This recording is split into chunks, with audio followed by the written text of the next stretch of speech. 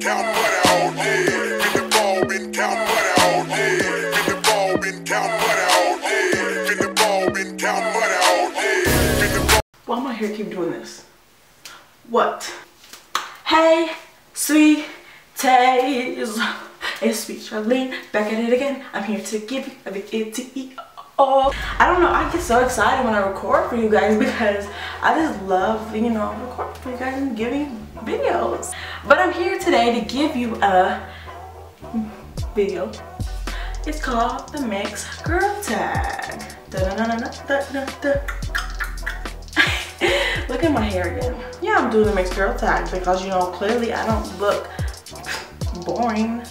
I look mixed, right? Yeah. So here we go. It's 10 questions about being multiracial. So let's get started. Question number 1. What are you mixed with? Sweet Charlene, what are you mixed with? Filipino and German. Bet you guys couldn't guess that one. Y'all probably be like, she ain't made on nothing, she Mexican. Question number 2. What ethnicity have you often been mistaken for? Let's see. Mexican. Once upon a time, I was identified as Puerto Rican. I get Hawaiian a lot. I get, what's another one? I get Chinese. And recently, I've been getting Filipino with the red hair. People be like, oh, are you Filipino? And I be like, yes, how did you know? I guess because my hair, I mean, guessing by the way what color of my hair is what people identify me as, because I feel like when I'm darker they think I'm Mexican or Hawaiian, and when I'm blonde they still think I'm Mexican. But I've been getting Filipino a lot lately. As you see, I change my hair a lot. I get bored. So question number 3. Is your hair curly or straight? Clearly my hair is straight. I wish my hair was curly sometimes, but then people have curly hair to me. Girl, you don't want curly hair. You don't want it. It's hard to take care of.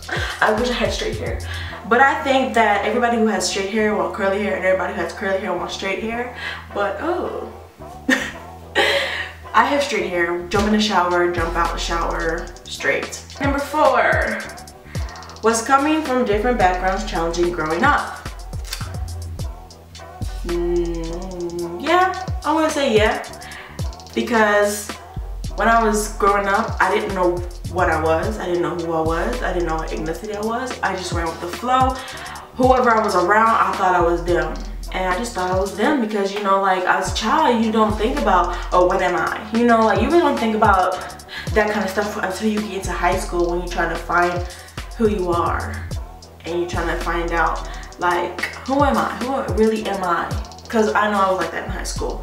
But yeah, it was challenging because the black folks would look at me like, you ain't one of us. Like, why are you hanging with us? But those weren't just everybody. It was just certain people who were like that. And some people accepted me and was like, yeah, girl, come on. Like, come play recess. Come play on the monkey bars with me.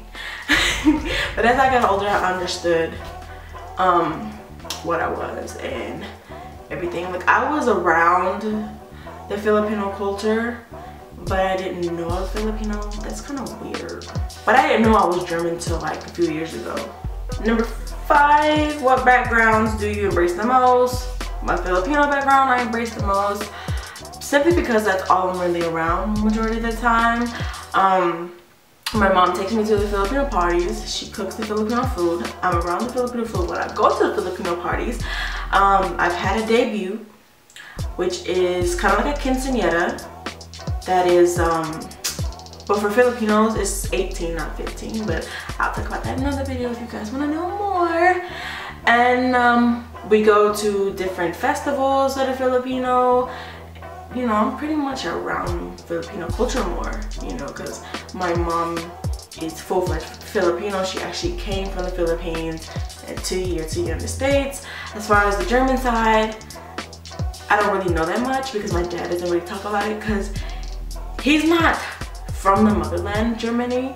He's actually here, born and raised in America, so I guess he's Americanized, so He just has a background of German. So. All right, number 6. Have you ever been teased for being different? Yes, all the time. Well, now I don't really get teased as much, but when I was younger I did, because people were always like, you different, like why your eyes like change.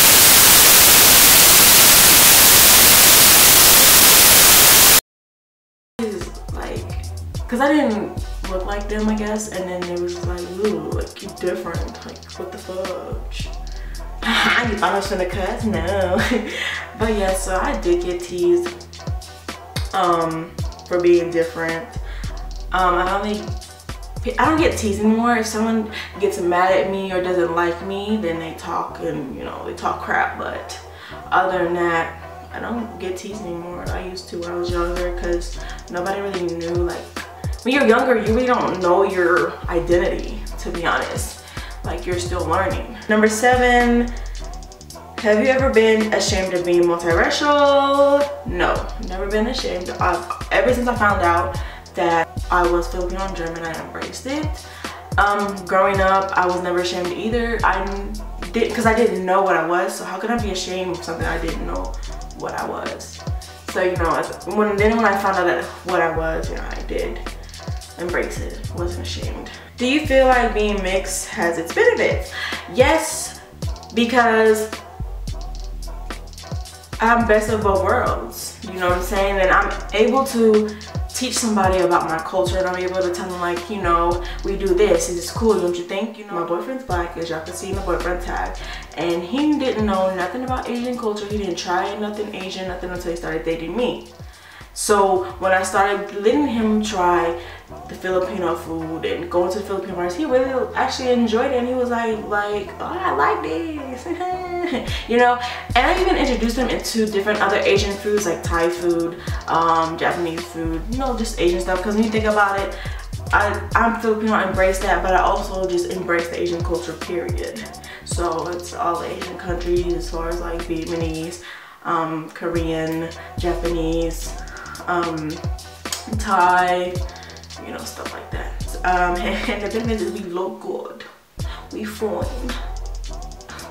Number 9, what makes being multiracial a beautiful thing?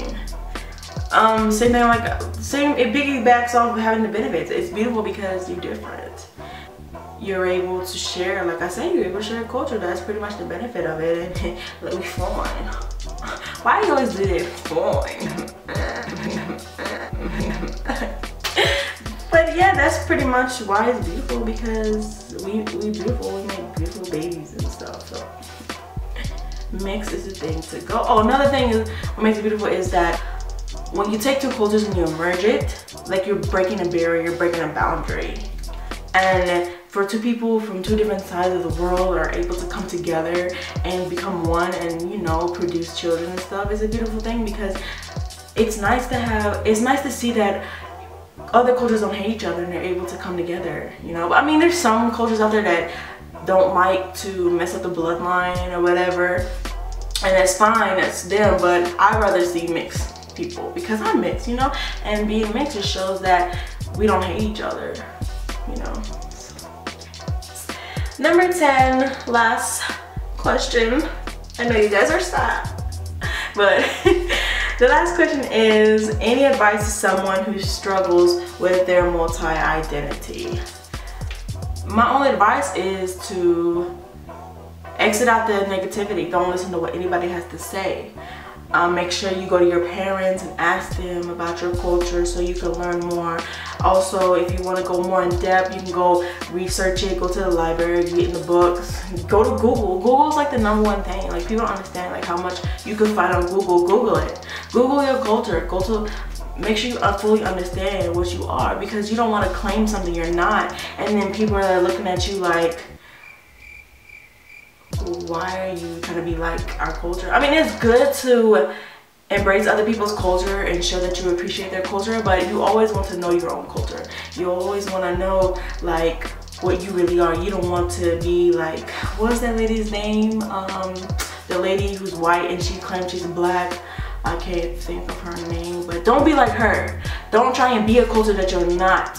Like, she should have kept her white culture and like embraced the black culture. That's what she like, you know. And then so she won't look like a fool, like, oh yeah, she got the tan skin, trying to be dark, she got the braids on her head, the curly hair, like really trying to be black. And I never really looked into that story, but I think she did it because of her job or something like that. But you never want to do that because people are going to talk about you and they're not going to like you, and you don't want that. You want people to like you. People like you because you are you. Don't get people to like you because you're them. You want to be yourself. And if people don't like you for yourself, then you just don't need to be around them and you don't need to be their friend. Point blank period. But yeah, that's pretty much my advice about it. Well, that's it for my Makes a Girl tag. I hope you guys enjoyed it, and I will be getting more videos out to you guys since, you know, I'm out of school. Even when I'm in school, I'm still gonna try and give you guys more because I know some of you guys are like, where is sweet Charlene? But yes, till next time in my next video.